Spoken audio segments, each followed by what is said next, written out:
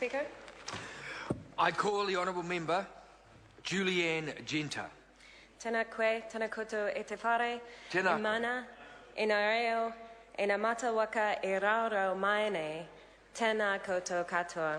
Thank you, Mr. Speaker. I rise to speak on the second reading of the Financial Reporting Bill, which was quite a huge bill that generated a lot of interest. We had a lot of submissions on the Commerce Committee, although unfortunately I was not able to be present for all of those submissions. I have gone through them at length. The primary purpose of this bill was to simplify the financial reporting and remove the onerous requirements for small and medium businesses to comply with generally accepted accounting practice, or GAAP. The Green Party can support this bill as it is, although it probably doesn't make all the changes that we would like to see. The financial reports are important for a couple of reasons. It's important that investors and consumers and the general public are able to get information, shareholders are able to get information about what's going on with the financial health of an organization. And I personally, in my work as a parliamentarian, find financial reports quite a useful source of information, particularly on state-owned enterprises. And it's been a very interesting process for me to learn how to read financial statements, because it's not something that they give us training on when we're elected to Parliament. But the University of Victoria Wellington has an excellent short courses on accounting for anybody who would like to learn more about reading and interpreting financial statements.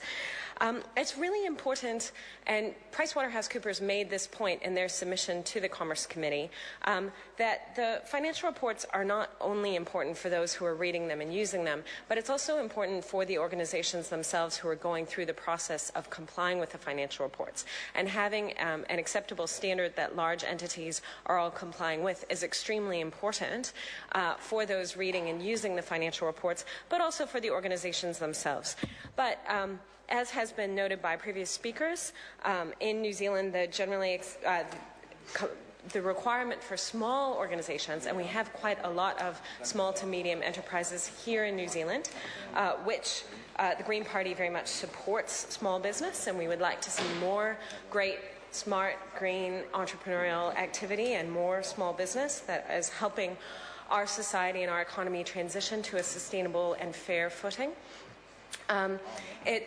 Those small to medium enterprises having to comply with the generally accepted accounting practice, or GAAP standard, was extremely onerous and required quite a bit of resource. So the main proposal in this bill is to remove the requirement on small and medium companies to prepare annual financial statements in accordance with those GAAP standards.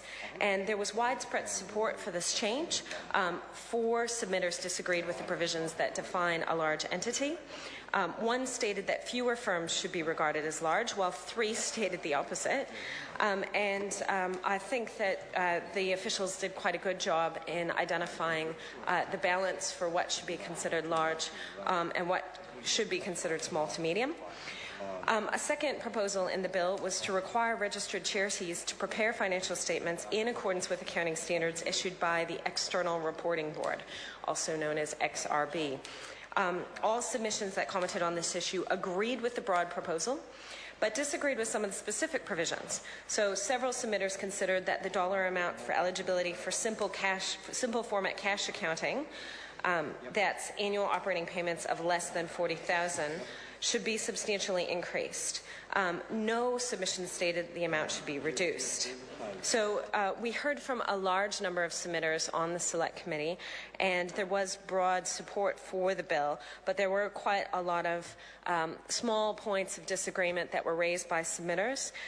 It was quite a wide variety of organizations that came and submitted to us. So we heard from the big accounting firms, of course, like KPMG, PricewaterhouseCoopers, and we also heard from quite a lot of small not-for-profits and charities who were going to be affected by the changes in this bill.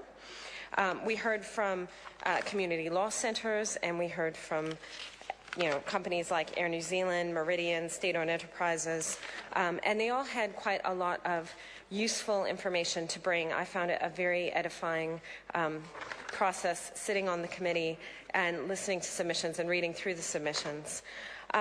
So another big issue that was raised by organizations was the proposal to change the timeline on which financial reports need to be completed. So there had been a recommendation, I believe, from the IMF to move our New Zealand previously had a deadline of 5 months, and the proposal was to move it to 3 months for financial reports to be prepared and submitted. And we heard pretty much all of the submissions suggested that the shift from 5 to 3 was going to impose quite large costs because it would suddenly mean that there was a shorter period in which everybody was competing for accountants and having to get their books in order.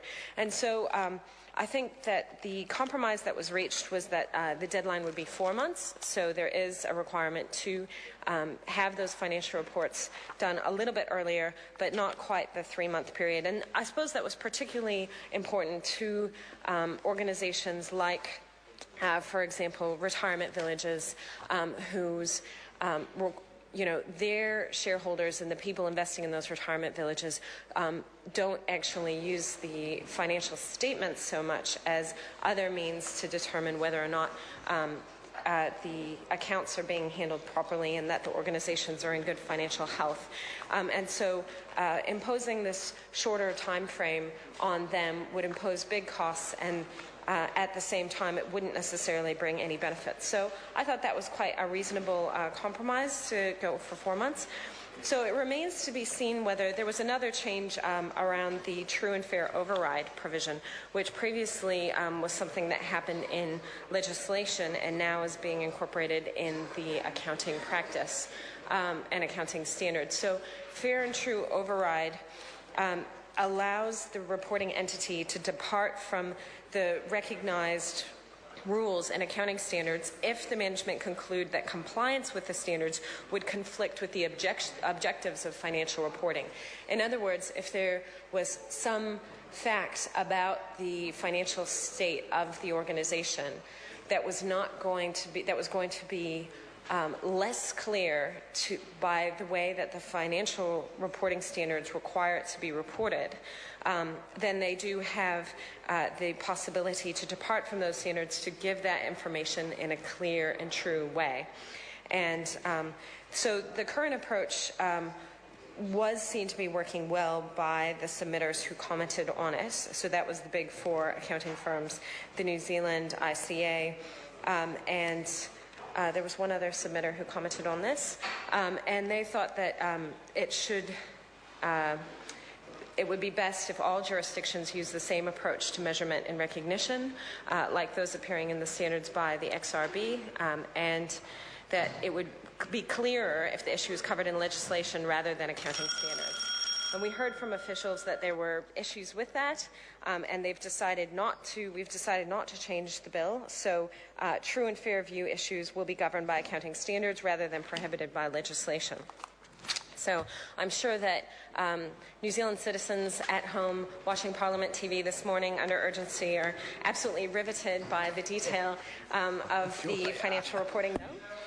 And if they have any other interest, I'm sure they can find out more online. And I welcome their further participation. I look forward to the committee stages of this bill. Thank you, Mr. Speaker. Speaker. Excuse me. I call the honourable member